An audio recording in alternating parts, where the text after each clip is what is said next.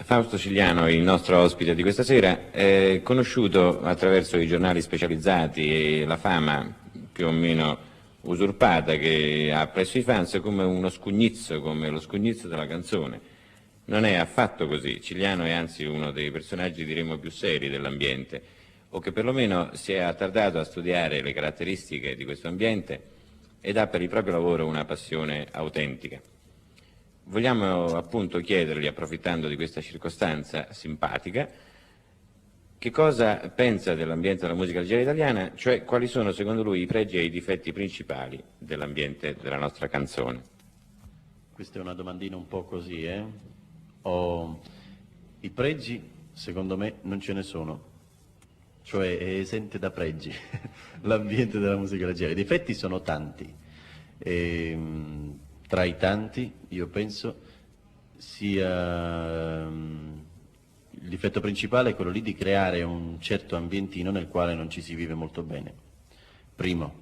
E poi il secondo è quello di non essere organizzato professionalmente come si deve, perché in Italia noi diventiamo professionisti con l'esperienza, man mano andando avanti nel lavoro, lavorando una volta qui, una volta lì, e ci facciamo quel bagaglio di esperienza che poi risolve praticamente nella professione. Diversamente non è che c'è un avviamento professionale alla carriera artistica, e questo è molto riprovevole, perché è vero che ci sono i talenti artistici in partenza, ma è pur vero che un talento artistico in partenza non può risolvere da solo la sua carriera, insomma, bisogna che sia instradato, bisogna che sia avviato, come qualsiasi altra attività. Quindi lei auspica in definitiva un'organizzazione professionale più cosciente e più seria. Ora però siamo alla vigilia di una delle manifestazioni più tipiche del nostro ambiente, cioè il Festival di Napoli. Lei sappiamo che ne sarà uno dei protagonisti e vorremmo che ci desse qualche anticipazione sulle canzoni che saranno presentate a questo festival. Beh, io le dirò che anticipazioni particolari non posso darne. In merito... Un'anticipazione critica, insomma, lei avrà ascoltato i pezzi. Beh, le canzoni io le ho ascoltate così volando, me le hanno fatte sentire, a parte quelle lì che ho dovuto imparare perché dovrò cantare, le 2 canzoni che dovrò cantare, che sono senz'altro carine, le altre sono tutte su un piano, un livello artistico abbastanza buono. Ecco, quindi i nostri autori in definitiva, nonostante la scarsa serietà dell'ambiente, sembrano produrre delle canzoni sempre abbastanza buone, e questo lo si può constatare anche attraverso il successo internazionale che hanno le canzoni napoletane. A questo proposito vorremmo sapere da lei se la canzone napoletana, così com'è, cioè con le formule di oggi, potrà sopravvivere e avere sempre questo successo presso il pubblico e i critici, oppure se questo successo è destinato a tramontare.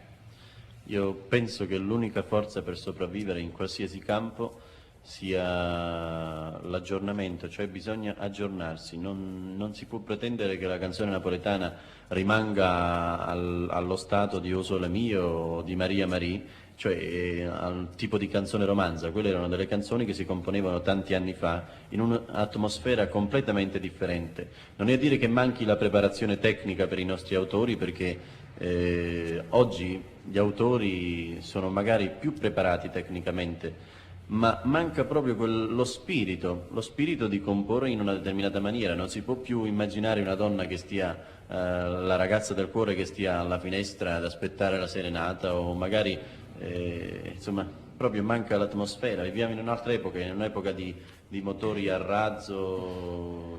Giustissimo, quindi manca il clima tradizionale, insomma il clima di quell'epoca, il clima quindi per creare le canzoni che hanno fatto la fortuna un po' del repertorio napoletano. Ad ogni modo vorremmo che lei, a proposito di canzoni, salutasse gli ascoltatori dell'angolo musicale con una delle sue interpretazioni più recenti. Vogliamo quindi scegliere una canzone per gli ascoltatori di Telescopio?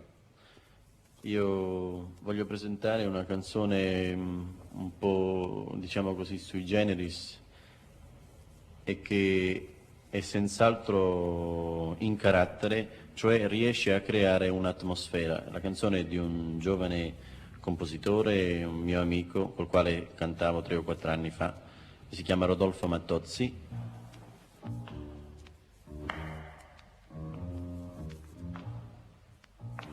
La canzone è Mezzanotte malinconica.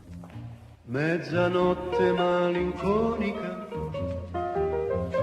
per un povero nottambulo, sulla porta d'un caffè solo un gatto sta a guardare, solitario come me.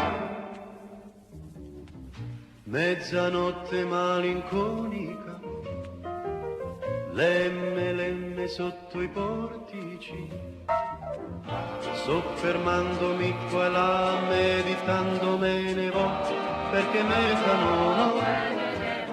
Un autobus e un tram s'affrettano al deposito, sul pavé sbadigliano i semafori, solo il re della città m'allava il mio regno, purtroppo cadrà. Mezzanotte malinconica, sola amica indivisibile, la mia ombra d'ogni dì per le vie della città porto a spasso con me. Mezzanotte malinconica per un povero nottambulo, sulla porta di un caffè solo un gatto sta a guardare, solitario come me. Mezzanotte malinconica, lemme sotto i portici, Soffermandomi qua e là, meditando me ne vo, perché meta non ho.